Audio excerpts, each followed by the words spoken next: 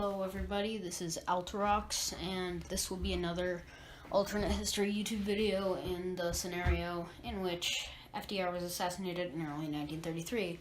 Another presidential election video.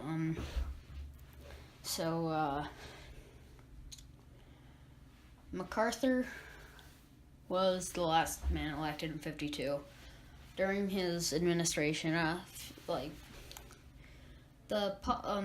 America would still be a powerhouse from the war, so the economy would be doing good. He would not run again, though, due to his following in the footsteps of Washington. Some other things that would have happened would be the Soviets would acquire nukes in late 1955 or early 56 because but the Americans in this timeline wouldn't have gotten nukes until later, so the Manhattan Project would be slower, or the equivalent of the Manhattan Project. So the Soviets wouldn't have gotten a nuke until later. So yeah, another thing that would have happened is the Japanese War, which is pretty much the Korean War, because after the war, since America got involved later, the nuclear weapons weren't ready yet,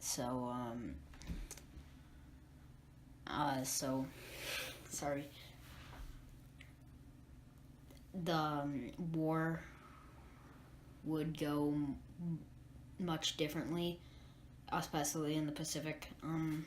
I've already touched on it, how the war is so much different, but the Soviets would probably, once the Germans were defeated, which would probably happen in 45, let's say 46, due to lack of American lend-lease to the Soviets, and lack of American attacks and British attacks on Western Front, although France and the Benelux and Italy would probably still be, wouldn't follow communism, but there would definitely be communism would rule Germany. But also the Soviets would turn towards Japan, so they'd move in, take Manchuria, Korea, and then there would probably be an Operation Downfall because the nukes wouldn't be ready yet, and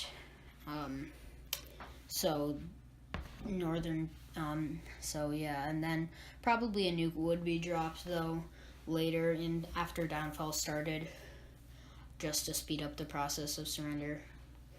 It would probably be dropped on, not Tokyo, because then military men would take over after the emperor died and make it a much harder war to win. They'd probably drop it on, either Hiroshima if they hadn't taken it yet, or another city. What doesn't pop in my mind right now, but maybe Osaka.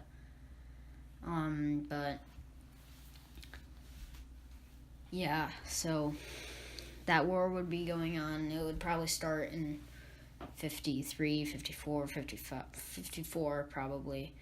And by this point, the American and Japanese armies, and technically UN forces, because I'm just going to go for that analog all the way, I guess, for the Korean War.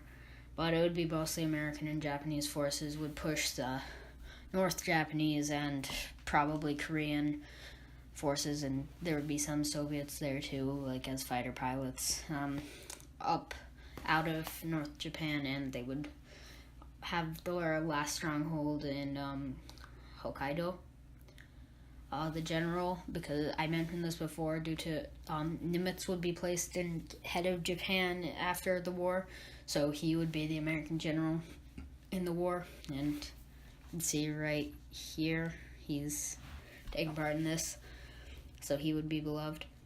So after MacArthur announced he wasn't going to run again, his vice president announced his candidacy and would win the Democratic nomination. That's Weaver. I've talked about him before. He was a professor from North Carolina. So go back to a previous video if you don't know a lot about him, but you don't necessarily need to know a lot for the scenario. Besides that, then he would appoint Nimitz as his VP. Chester Nimitz, from Texas. He would be a war hero from World War II in Japan. He would probably not actually be campaigning because he'd be busy fighting, but that might actually gain the Democrats more votes due to the populace's respect for that. The Republicans, who would have been losing support over the past few years,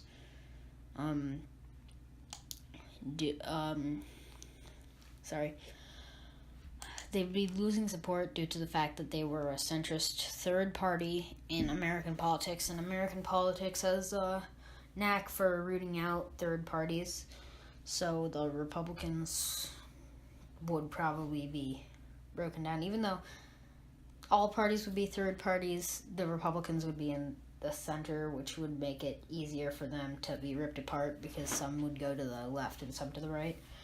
So they'd have a lot of desertions to the Democrats and to Labor, but they were sort of a last hurrah ticket, renominating Eisenhower, who Dwight Eisenhower is, also is a home state of Texas.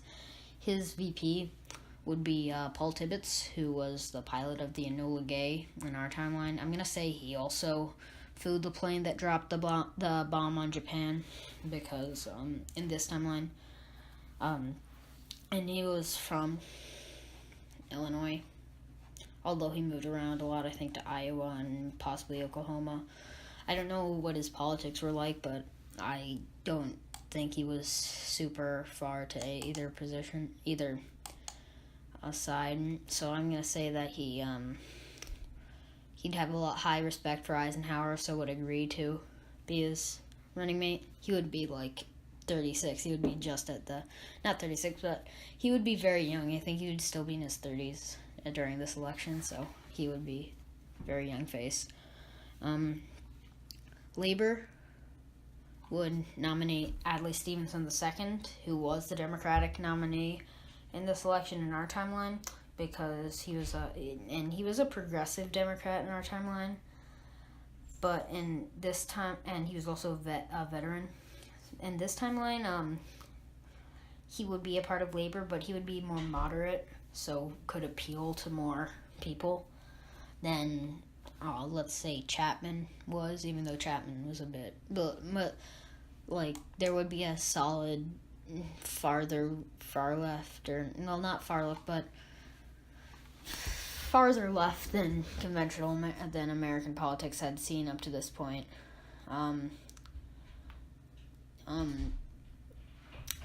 In the party,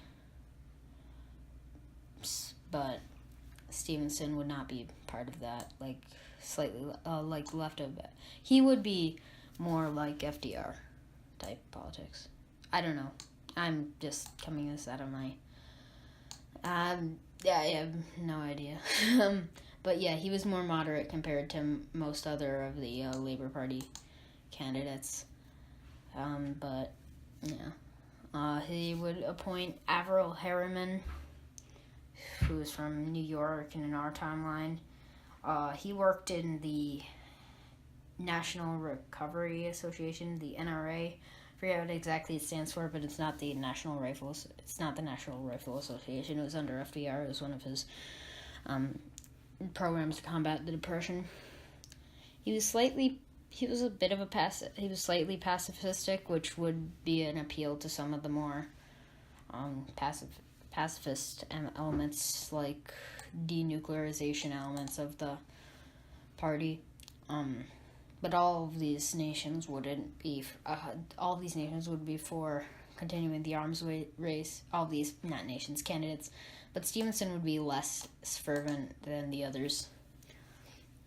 But let's get started to the election. You know how I do these, with smaller states usually going first and less competitive states with a preference to the East Coast due to time zones. I'm excited for the next election. First time we get Alaska and Hawaii. first things first.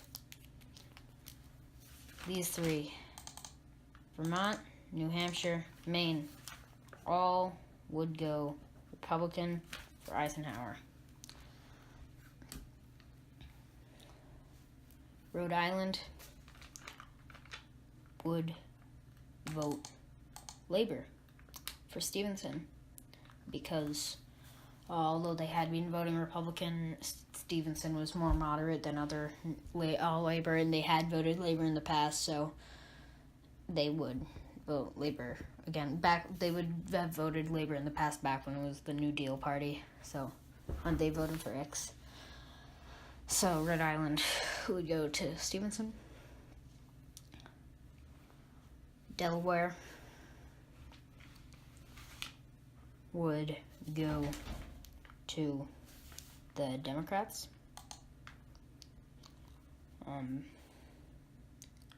And South Carolina would also vote Democrat. Same with Florida. Connecticut would also vote Labor. West Virginia would vote Labor. Right? I'm just looking for it. Yep. I think them in New York have in every single election so far in this game voted for the Labor candidate. I think. Maybe not for Dewey. I don't think. No, I think they were like the 2 states Dewey got. I forget. Have to see those videos again. Yeah, but Kentucky would vote Democrat.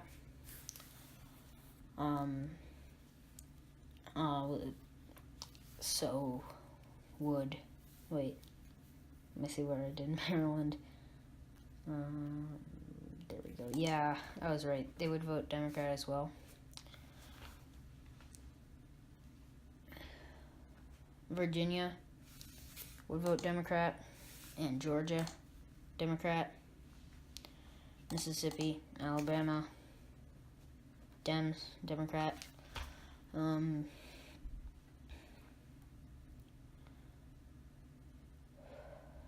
Tennessee would vote Democrat.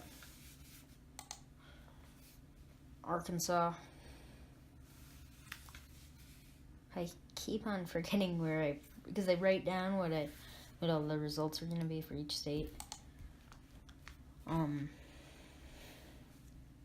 Iowa. I think I said would vote Democrat. Yeah. Oklahoma, Kansas, Nebraska, South Dakota, all voting Democrat. Indiana would vote Republican because they were a Republican stronghold in this scenario. So they would vote for Eisenhower.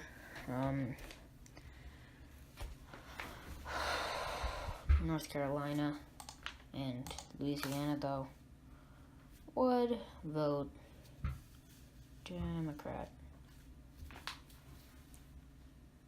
New Jersey would vote Labor. Where's New Jersey? Yeah, Labor. And Wisconsin, they would vote Republican because a lot of the progressive Republicans, although going to Labor, and a lot of the conservatives in the state going to the Democrats, there would still be the Republicans would still have a base there, and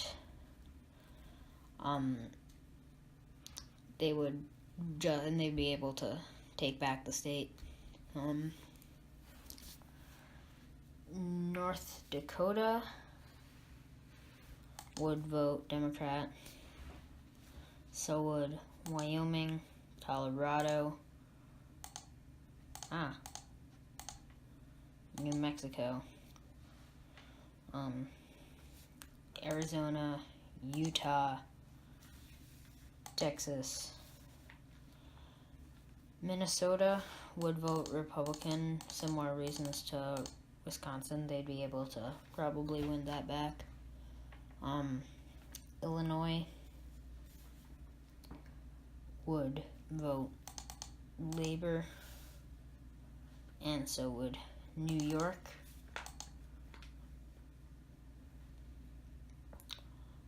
Both also being Democratic strongholds. Well, Illinois used to be not Democratic strongholds, Labor, but Illinois used to vote all New Deal, and then I think Eisenhower won it in '52.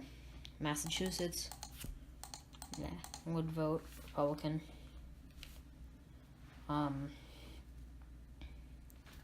Michigan would vote Labor due to Detroit. Would probably go out for Labor and just be able to edge over the Republicans.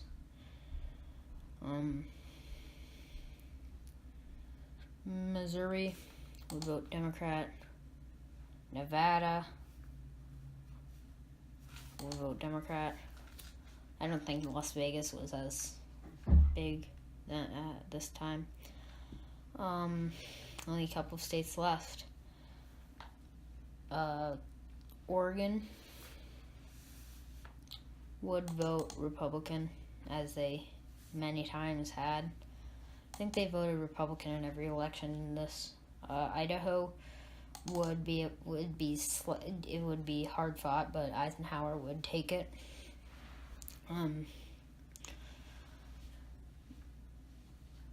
Washington would go Labor, and California would go Labor, as these states had become much more liberal than before and would be able to edge out Eisenhower.